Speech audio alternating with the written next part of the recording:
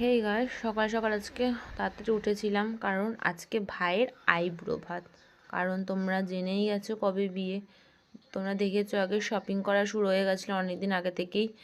এখন সামনেই ভাইয়ের বিয়ে, ডেটটা বলবো না, আবার তোমাদের সাথে ভিডিও শেয়ার করব।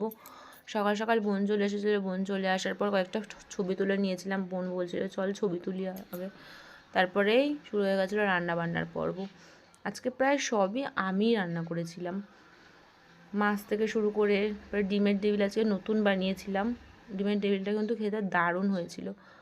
মাছটা এরকম ভাজি, মাছের রেসিপিটা হেভি হয়েছিল আজকে। আমার বড় বলেছে মাছটা হেভি হয়েছে আজকে।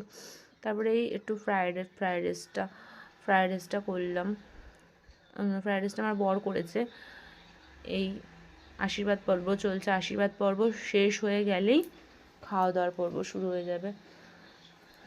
এত খাওয়ার দাওয়ার ও খেতে পারছিল না, লাস্টে ও মিষ্টিটা বললে আমি খেতে পারছি না দিদি। তারপর আমি বললাম তুই তাহলে বাড়িতে নিয়ে যা, কারণ আইবুড়ো ভাতের মিষ্টি কেউ খাবে না, তার জন্য বললাম তুই বাড়িতে নিয়ে যা, তুই বাড়িতে গিয়ে বসে বসে খাস। এই যে ভাইকে গিফট দিয়ে দিল আর প্রণাম করছে। তুই ভালো করে থাকিস, সেটাই আমাদের কাছে বড় ব্যাপার। এখন খাওয়া দাওয়ার পর্ব শুরু হবে। মাঝখানে ফটো তোলা হয়েছিল, সেই ফটোগুলো ভাই এখনও দেয়নি, ও কবে দেবে সেটাও আমি জানি না। কারণ ও আজকে বললে ও মানে দিতে কবে যে লেট হবে সেটা আমি বুঝতে পারি। লাস্টে ফটো তুলে নিলাম, এখানেই টাটা।